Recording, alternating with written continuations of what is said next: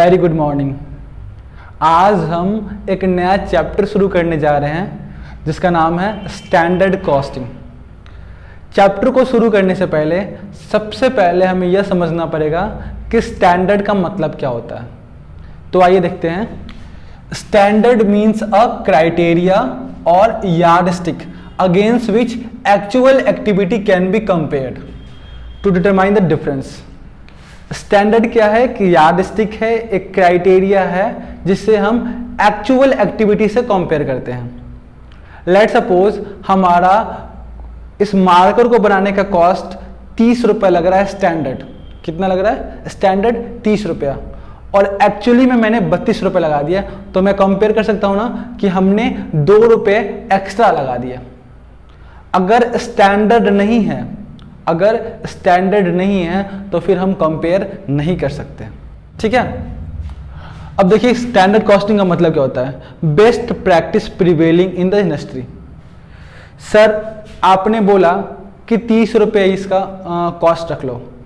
आपने कैसे डिसाइड किया कि इसका कॉस्ट 30 रुपये होगा? तो मैंने बोला best practice prevailing in the industry. जितने भी मार्कर बनाने वाली फैक्ट्रीज हैं उन लोगों ने सबने रिसर्च किया होगा और जो बेस्ट प्राइस है उसी को हमने क्या मान लिया? अपना स्टैंडर्ड मान लिया। Standard can be also made on the basis of past experience. हमने पास्ट में काम किया था और उसके बाद उसके अकॉर्डिंगली हमने स्टैंडर्ड डिसाइड किया। हम बोल सकते हैं standard costing is a postmortem exercise. क्या है? Postmortem exercise. एक तरह का ये इसके डिमेरिट्स भी कह सकते हो आप। काम खत्म होने के बाद हम स्टैंडर्ड कॉस्टिंग करते हैं। देखिए जी, क्यों कर रहे हो standard costing? From the management point of view.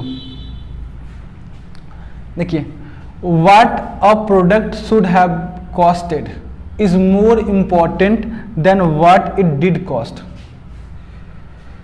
एक प्रोडक्ट की क्या कॉस्ट होनी चाहिए, ये ज्यादा इंपॉर्टेंट है कि क्या उसकी एक्चुअली कॉस्ट है। सुनो फिर से, मैं बोल रहा हूं इसकी एक्चुअल कॉस्ट है 32 रुपये।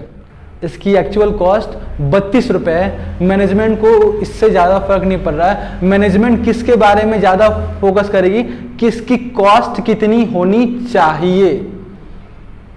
इसकी कॉस्ट 30 रुपये होनी चाहिए। मैनेजमेंट इसके ऊपर ज़्यादा फोकस करेगी, ना कि इसकी रियल कॉस्ट कितनी है। ठीक है। अब देखो आप, वेरिएंसेस किससे कहते हैं? Variances represents the deviation of actual performance from the standard performance. मैंने अभी बताया कि ये मार्कर की स्टैंडर्ड कॉस्ट कितनी है?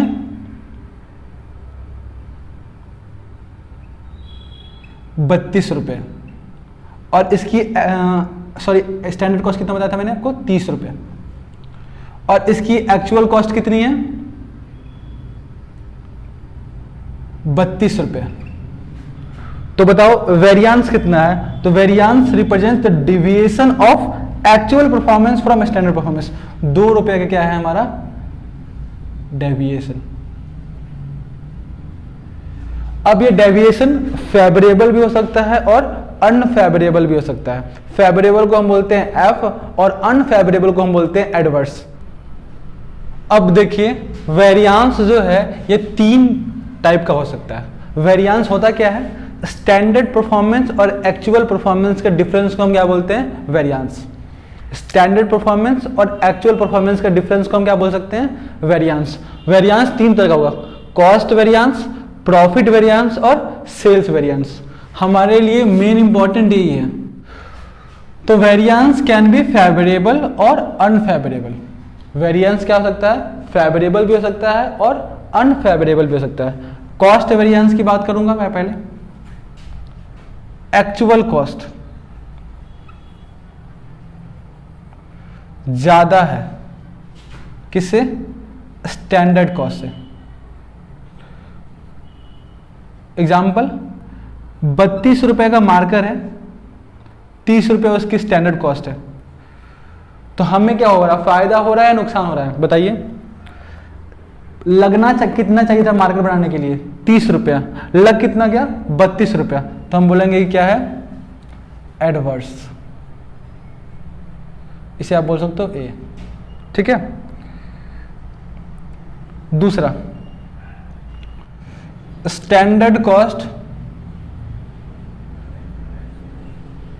ज्यादा है और एक्चुअल कॉस्ट कम है, तो इसे आप बोल सकते हो क्या है ये, फेवरेबल वेरिएंस। तो इसे आप एफ से प्रेजेंट कर सकते हो। अगर आपका एक्चुअल कॉस्ट ज़्यादा है, स्टैंडर्ड कॉस्ट कम है, तो इसे बोलोगे आप एडवर्स। आइए देखिए यहाँ पर, एक्चुअल सेल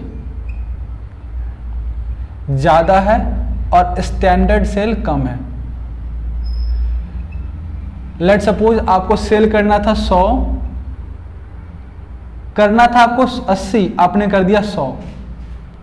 आपको सेल करना था 80, आपने कर दिया कितना, 100, यानी आपने ज्यादा सेल किया है, तो इसे आप क्या बोल सकते हो, वेरिएंस क्या है, फेवरेबल। जब हमें फायदा होगा ना तो बोलेंगे फेवरेबल है, जब हमें नुकसान लगेगा तो हम बोलेंगे अनफेवरेबल है। ये देखो, अगर आपका स्टैंडर्ड सेल ज्यादा है और एक्चुअल सेल कम है, तो इसे आप क्या बोल सकते हो, आप वेरिएंस कैसा है, एडवर्स। रटना नहीं है। अगर आपका कॉस्ट की बात करूंगा, कॉस्ट, तो जब हमारा एक्चुअल कॉस्ट ज्यादा है और स्टैंडर्ड कॉस्ट कम है, स्टैंडर्ड कॉस्ट कम है और एक्चुअल कॉस्ट ज्यादा है, यानी हमें ज्यादा खर्च लग रहा है, तो हम बोल सकते हैं वो एडवर्स है। स्टैंडर्ड कॉस्ट ज्यादा है और एक्चुअल कॉस्ट कम है, तो हम बोलेंगे क्या है, फेवरेबल है। ठीक है ना। आइए, वेरिएंसेस, ये मॉडल अप्रोच है।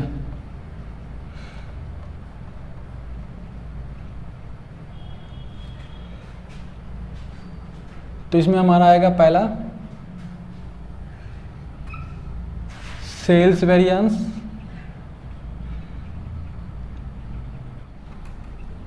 Cost variance. इसमें दो, सेल वैल्यू वेरिएंस,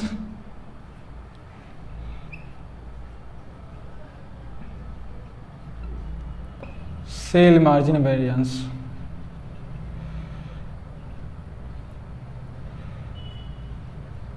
इसमें कॉस्ट वेरिएंस में material cost variance,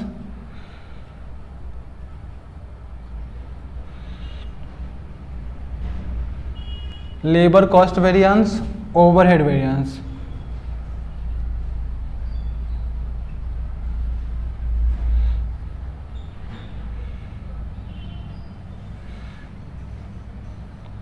overhead variance,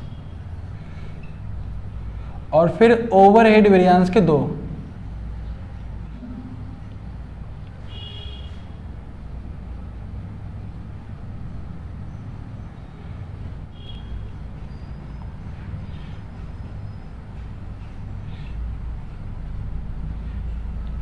अब देखिए, इस चैप्टर को करने के दो तरीके हैं। पहला तरीका, हर किसी का फॉर्मूला रट लो, और दूसरा तरीका सिर्फ मॉडल अप्रोच है, मतलब सिर्फ इसका सीख लो, बाकी हल्का हल्का हल्का हल्का सब में चेंज होगा। सेल्स वेरिएंस हम नहीं करेंगे क्योंकि सिलेबस में नहीं है।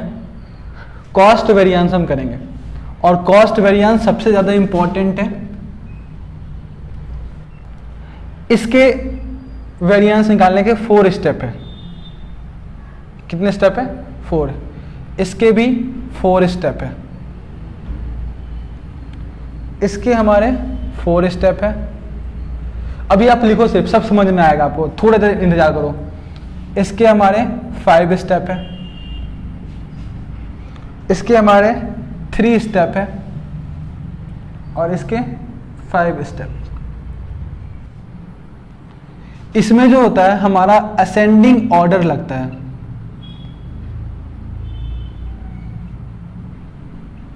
मतलब क्या है? स्टेप 1 माइनस स्टेप 2 पॉसिबल है, छोटा से बड़ा पॉसिबल है, लेकिन step 2 minus step 1 not possible. ठीक है। असेंडिंग ऑर्डर लगता है, 1 - 2 कर सकते हो आप, लेकिन 2 - 1 नहीं कर सकते हो। किसकी बात करता है? सेल्स वेरिएंस में असेंडिंग ऑर्डर लगता है, कॉस्ट वेरिएंस में क्या लगता है? Descending order. इसमें क्या है? स्टेप 2 माइनस स्टेप 1 हो सकता है, पॉसिबल है, लेकिन step 1 minus step 2 not possible. ठीक है। और कभी भी आपका अगर आंसर प्लस में आ रहा तो मतलब होगा फेवरेबल, और अगर आपका आंसर माइनस में आ रहा है तो एडवर्स। फेवरेबल को आप F से दिखाना और एडवर्स को A से। समझ में आया? सुनो फिर से, वेरिएंसेस दो तरह के होंगे, या तो सेल्स वेरिएंस होगा या तो कॉस्ट वेरिएंस। सेल्स वेरिएंस में फिर दो आएगा, सेल्स वैल्यू वेरिएंस और sales margin variance. Sales variance में असेंडिंग ऑर्डर लगता है, स्टेप 1 माइनस स्टेप 2 पॉसिबल है, लेकिन स्टेप 2 माइनस स्टेप 1 पॉसिबल नहीं है। Cost variance, cost variance can be material cost variance, labour cost variance और हमारा ओवरहेड वेरिएंस। अब ओवरहेड वेरिएंस दो है, ओवरहेड फिक्स्ड वेरिएंस और ओवरहेड वेरिएबल वेरिएंस। इसके चार स्टेप है। तो अभी हम इसका कॉन्सेप्ट बनाएंगे, कॉन्सेप्ट 1, कॉन्सेप्ट 2, कॉन्सेप्ट 3, कॉन्सेप्ट, इस तरह करके हम पढ़ेंगे। ठीक है। तो अभी हम बात करेंगे इसका मटेरियल कॉस्ट वेरिएंस। और याद रखिएगा, कॉस्ट वेरिएंस में डिसेंडिंग ऑर्डर लगता है, मतलब स्टेप 2 माइनस स्टेप 1 होगा, स्टेप 1 माइनस स्टेप 2 नहीं होगा। हाँ जी, तो मैंने आपको बोला था मटेरियल कॉस्ट वेरिएंस निकालने के 4 स्टेप हैं। कितने स्टेप है? 4। तो चारों स्टेप को हम M1, M2, M3 और M4 स्टेप से डिनोट कर रहे हैं। चारों स्टेप को, पहले स्टेप का नाम हो गया M1, दूसरे का M2, तीसरे का M3 और चौथे का M4। देखिए जी, अगर आपको अभी समझ में नहीं आएगा तो टेंशन मत लीजिएगा, थोड़ा सा और टाइम दीजिए, मैं पूरे अच्छे से क्लियर कर दूंगा। और थोड़ा मोड़ा क्रैम भी करना पड़ेगा अभी। तो सबसे पहले M1, तो ना सबसे पहले हम एक्चुअल क्वांटिटी लेंगे और एक्चुअल प्राइस लेंगे। तो यहाँ देखिए, actual cost of material consumed. सबसे पहले actual cost of material consume, कितना का मटेरियल कंज्यूम हुआ है, कितना का मटेरियल कंज्यूम हुआ है। कैसे निकालोगे? एक्चुअल क्वांटिटी ऑफ इनपुट, जितना आपने इनपुट लगाया, जितना आपने इनपुट लगाया। लेट्स सपोज 100 यूनिट आपने लगाया और 5 रुपया प्राइस है, तो कितना हो गया? 500। Actual material cost per unit of out input, जितना आपने क्वांटिटी लगाया और जितना उसकी प्राइस है, यानी बोल सकते हो actual quantity into actual price. Actual quantity into actual price, तो पहला आ जाएगा actual cost of material consume, actual quantity into actual price.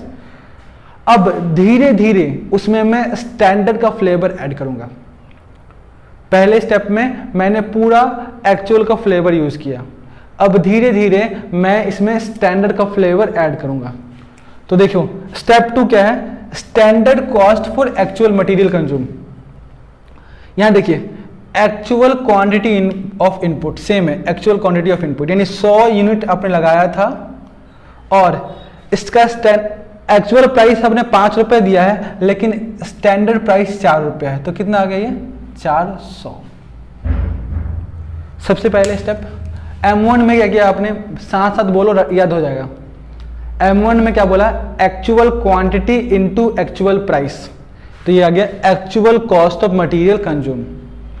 Step 2 में क्या है? Standard cost of material consume, यानी actual quantity into standard price. Quantity में actually ले रहा हूं, लेकिन प्राइस स्टैंडर्ड ले रहा हूं। पहले स्टेप में M1 में actual quantity into actual price, M2 में actual quantity into standard price. फिर से फर्स्ट स्टेप में actual quantity into actual price और सेकंड स्टेप में actual quantity into standard price. Step 3 क्या है? ये 2 स्टेप मिटा दो। Step 1 actual quantity into actual price. Step 2 actual quantity into standard price. Step 3, actual quantity of input in standard ratio into standard price. देखो पहले step में हमने सिर्फ क्वांटिटी और प्राइस को लिया एक्चुअल वाला, दूसरे स्टेप में हमने एक्चुअल क्वांटिटी लिया और प्राइस लिया स्टैंडर्ड वाला, और तीसरे प्रोसेस में मैंने एक्चुअल क्वांटिटी को किस रेशियो में बदल दिया, स्टैंडर्ड रेशियो में, और फिर स्टैंडर्ड प्राइस। यानी तीसरे प्रोसेस तक जाते जाते हम पूरे अपने आप को किस में बदल दिए, स्टैंडर्ड में बदल दिए।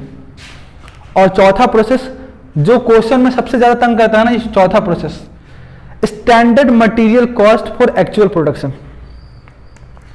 एक्चुअल प्रोडक्शन, जितना एक्चुअल प्रोडक्शन किया हमने, into standard material cost per unit of output. देखो अभी तक जितने फॉर्मूला देखा था हमने पर यूनिट ऑफ इनपुट देखा था, लेकिन यहां पर क्या है, पर यूनिट ऑफ आउटपुट। और क्वेश्चन आपको हिंट देगा, आप वहां से पर यूनिट ऑफ आउटपुट निकालोगे, उसको आप एक्चुअल प्रोडक्शन से मल्टीप्लाई कर देना, तो हमारा जाएगा standard material cost for actual production.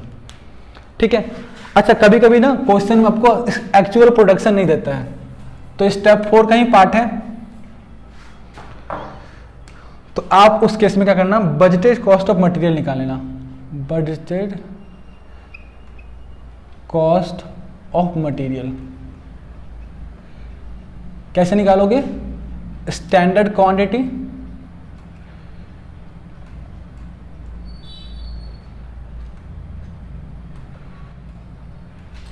तो किससे मल्टीप्लाई कर दो कि standard material cost per unit of output.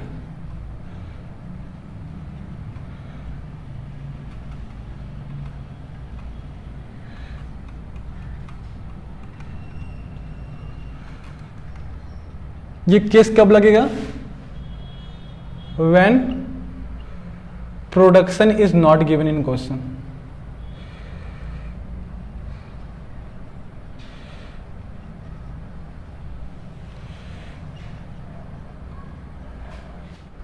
अब क्वेश्चन में हमें वेरिएंस निकालने बोलेगा, वेरिएंस निकालो। तो सबसे पहले material cost variance. Material cost variance का फॉर्मूला क्या होता है, देखिए मैंने बताया था कितने स्टेप होते हैं, 4। तो सबसे बड़ा वाला step M4 minus M1, M4 minus M1। अब देखो, अब मटेरियल कॉस्ट वेरिएंस के 2 पार्ट, मटेरियल प्राइस वेरिएंस और मटेरियल यूजेस वेरिएंस। यूजेस को आप बोल सकते हो कंजम्पशन वेरिएंस, यूजेस या फिर कंजम्पशन वेरिएंस।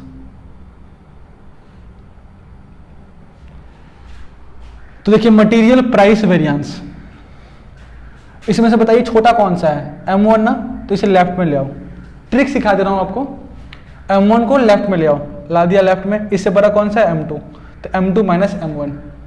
इसमें से बड़ा कौन सा है, M4 ना, तो M4 को राइट में ले जाओ, M4 माइनस M2। फिर देखो मटेरियल यूजेस वेरिएंस फिर 2 टाइप का होगा, मटेरियल मिक्स वेरिएंस और material yield variance. Material mix variance और मटेरियल यील्ड वेरिएंस। इसमें देखो छोटा कौन सा है, छोटा वाला हमेशा लेफ्ट जाएगा। छोटा कौन सा है, M2, इसके आगे M3।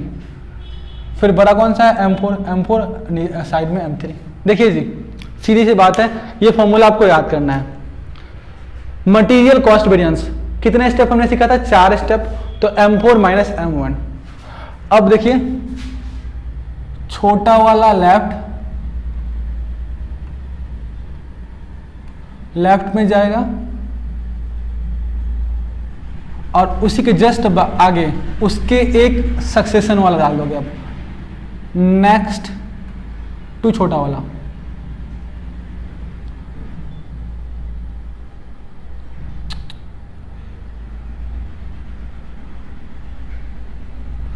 और इधर बड़ा वाला देखिए यहां पर M4 माइनस M1 हो गया, छोटा वाला लेफ्ट में गया और उसी के जस्ट आगे वाला M2 ले लिया। फिर देखो बड़ा वाला राइट में गया और ये जो राइट में लिया था ना यहाँ, वही माइनस हो गया M2। फिर यहाँ देखो M4 माइनस M2, छोटा वाला लेफ्ट में गया, जस्ट उसके बड़ा वाला M4 माइनस M3। ठीक है, समझ में आ गया, नहीं तो रट लो, नहीं समझ में आया तो। अब हम एक एक करके बात करेंगे, मटेरियल कॉस्ट वेरिएंस क्या होता है, मटेरियल प्राइस वेरिएंस क्या होता है, मटेरियल यूजेस वेरिएंस क्या होता है, मटेरियल मिक्स वेरिएंस क्या होता है और मटेरियल यील्ड वेरिएंस क्या होता है। क्वेश्चन में बोलेगा मटेरियल कॉस्ट वेरिएंस निकालने के लिए सब वेरिएंस निकालना पड़ेगा।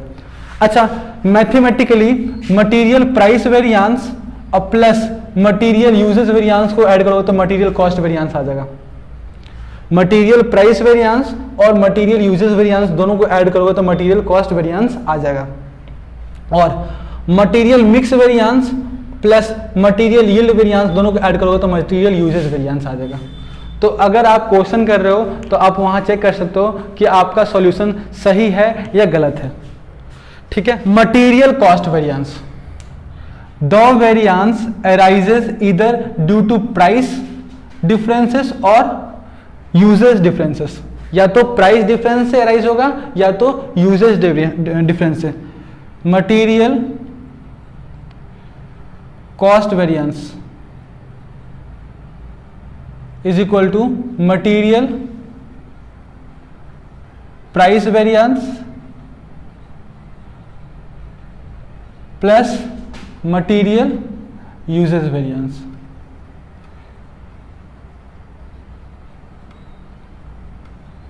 स्टैंडर्ड क्वांटिटी कितनी है 100 और स्टैंडर्ड प्राइस कितना है 4, तो स्टैंडर्ड कॉस्ट कितना हो गया 400। एक्चुअल की बात करूं तो 100 क्वांटिटी लगाना चाहिए था, आपने लगा कितना दिया 120, ज्यादा क्वांटिटी लगा दिया। प्राइस 4 रुपया होना चाहिए था, प्राइस कितना लग गया 5।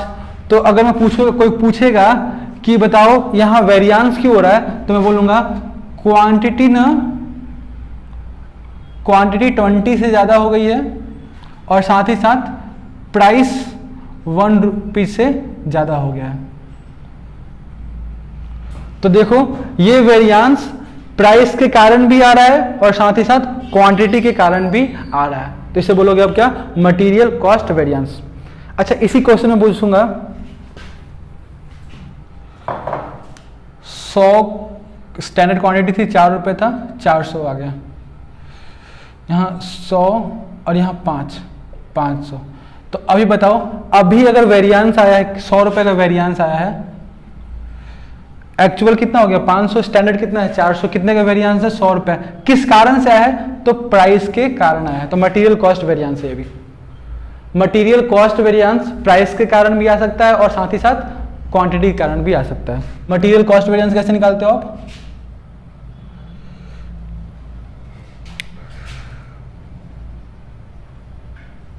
M4 माइनस M1, ठीक है ना। अब material price variance, it arises due to difference in actual price and standard price for the material. देखिए इसका फॉर्मूला क्या होता है, मटेरियल प्राइस वेरिएंस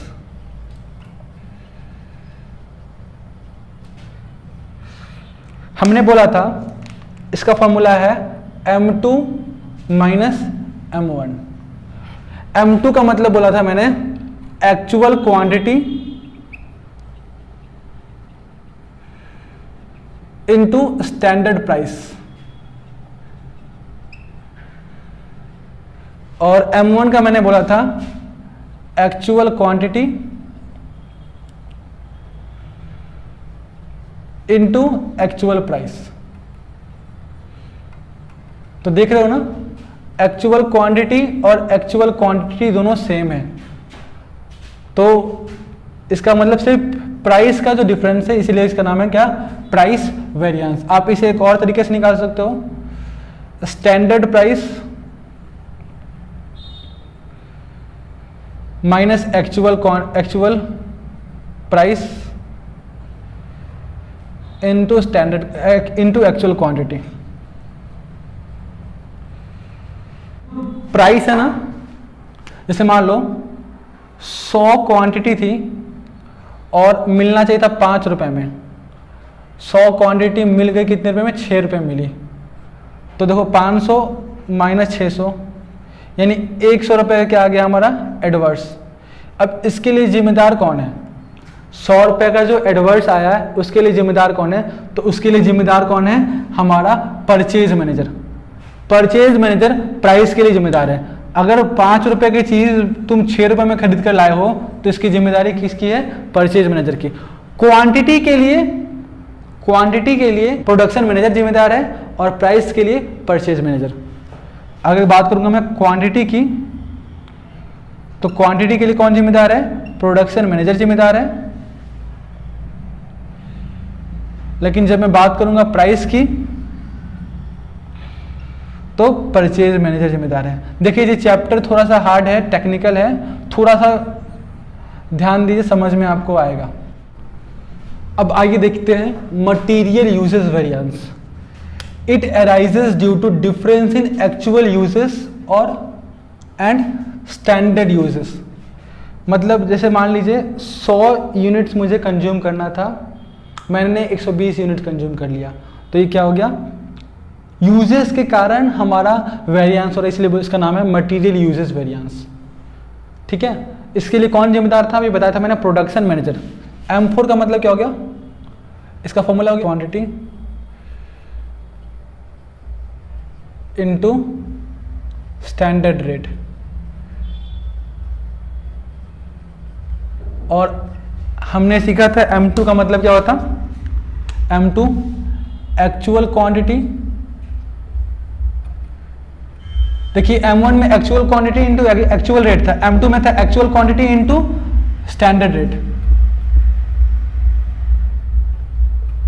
तो देखो जी आप, स्टैंडर्ड रेट दोनों सेम है, बस डिफरेंस किसका है? बजटेड क्वांटिटी का और एक्चुअल क्वांटिटी का। समझ में आया? Material mix variance. This variances arise due to difference in proportion used. मैंने आपको सिखाया था, अभी एग्जांपल दिया था, 100 पीस ब्रेड बना रहा हूं मैं, 100 पीस ब्रेड बना रहा हूं, और मैंने आपको बताया था रेशियो इनका A और B का 60 और 40 सिखाया था ना। 60% 40% A लगता था, मतलब हमारा ब्रेड लगता था 60% और आलू लगता था इसमें 40%, और हम एक्चुअली में यूज कर रहे हैं 50-50। तो यहां निकालोगे आप 60 - 50 10 और 40 - 50 10, इस तरह करके निकाल लोगे आप। ठीक है ना? मटीरियल यील्ड वेरिएंस और सब यूजेस वेरिएंस, ये क्या होता है? It arises due to yield और प्रोडक्टिविटी ऑफ इनपुट्स। जैसे जानते हो क्या होता है, कभी कभी हम खराब इनपुट ले आते हैं, सब स्टैंडर्ड क्वालिटी ऑफ इनपुट, और जैसे कि मान लो एक इनपुट से 10 आउटपुट बनता था, मान लो कभी कभी क्या होता था, एक इनपुट से 10 आउटपुट बनता था, लेकिन आप खराब इनपुट लाए हो तो उसके कारण मात्र 8 आउटपुट निकला है। तो उस तरह के चीज़ों को बोलते हैं मटीरियल यील्ड वेरिएंस। यील्ड का मतलब होता है प्रोडक्शन, कितना आउटपुट निकाल रहा है, यील्ड का मतलब होता है आउटपुट। तो ठीक है, M4 - M3। अच्छा, एक बात ये बहुत इंपॉर्टेंट है, if in model approach any step is not given. जैसे मान लो आपने M3 नहीं निकाल पाए, आप M3 का डेटा नहीं था और आपने उसका आंसर नहीं निकाल पाए, तो जो M2 का आंसर है वही आप आंसर डाल देना यहाँ पर। अगर मॉडल अप्रोच में अगर आप किसी की वैल्यू नहीं निकाल पा रहे हो, M1 M2 M3 M4 नहीं निकाल पा रहे हो, मतलब आपको आता नहीं है, निकाल ही नहीं सकते। जैसे मैंने बताया था आपको, M3 कब लगेगा? जब मोर देन 1 इनपुट होगा। M3 हम कभी कभी नहीं निकाल पाएंगे क्योंकि हमारे पास एक ही इनपुट है, तो उस केस में जो M2 का आंसर होगा वही हमारा M3 का आंसर हो जाएगा।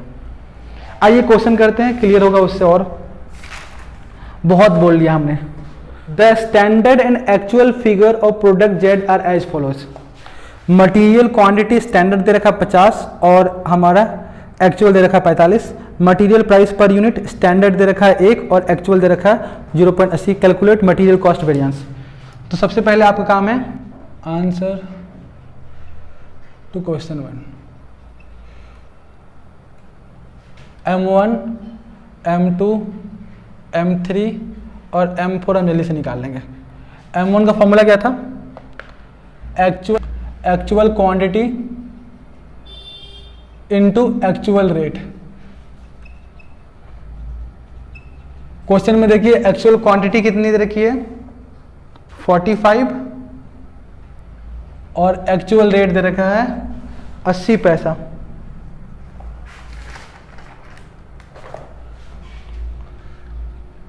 तो हमारा आ गया M1 36 यूनिट, 36 रुपीज ना। फिर M2 क्या था?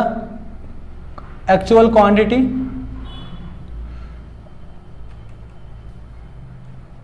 Into standard rate, actual quantity कितना है 45 और स्टैंडर्ड रेट कितना है हमारा 1, कितना आ गया हमारा 45। M3 का क्या होगा, क्योंकि एक से ज्यादा प्रोडक्ट अवेलेबल नहीं है तो हम ये नहीं निकाल सकते, नॉट एप्लीकेबल। तो इसका आंसर कितना हो जाएगा 45। मैंने सिखाया था ना आपको कि जब आपको आंसर नहीं निकल पाएगा किसी का तो उसके जस्ट पीछे वाला प्रोसेस का जो आंसर होगा वही डाल देना। मैंने बताया था क्यों नहीं निकल पा रहा है, because it can be find out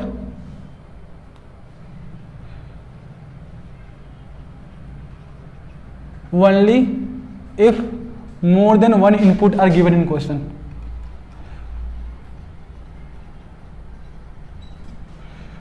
Input is given in question.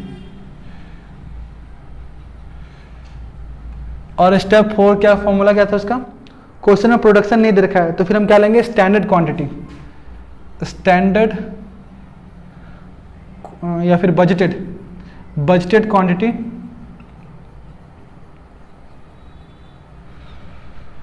Into standard rate. Budgeted quantity देखो कितना क्वेश्चन में बताया है 50 और रेट कितना है 1, तो हमारा आ गया 50। ठीक है, material cost variance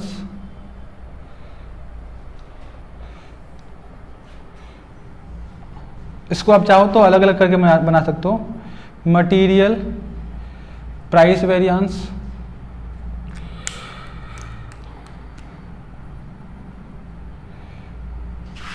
material usages variance,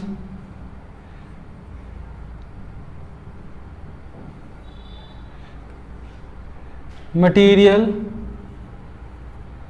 mix variance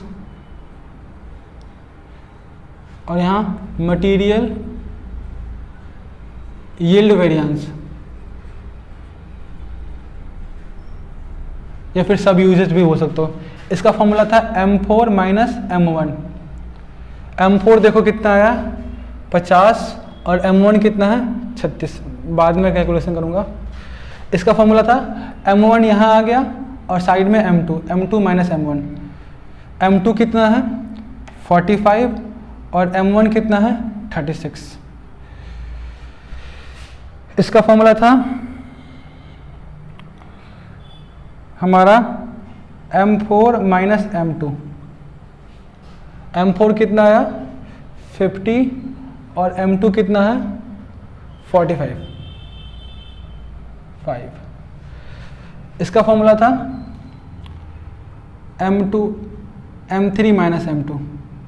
M3 कितना आया है 45 और 45, तो ये तो 0 आ गया। और ये कितना, इसका formula M4 minus M3। M4 कितना है 50 और M3 कितना है 45, तो 5 का एडवर्स, 5 का सॉरी फेवरेबल, और ये भी 5 का फेवरेबल। अब देखो कि इसको और इसको ऐड करो, 0 + 5 5 आ गया। और यहाँ देखो 45 माइनस 36 9 आ गया, 9 का फेवरेबल, तो 9 + 5 14 आएगा, यहाँ 14 का फेवरेबल। ठीक है, कितना आसान था। अब मैं आज रहने देता हूँ, मिलेंगे नेक्स्ट क्लास में और अच्छे से क्वेश्चन डिस्कस करेंगे।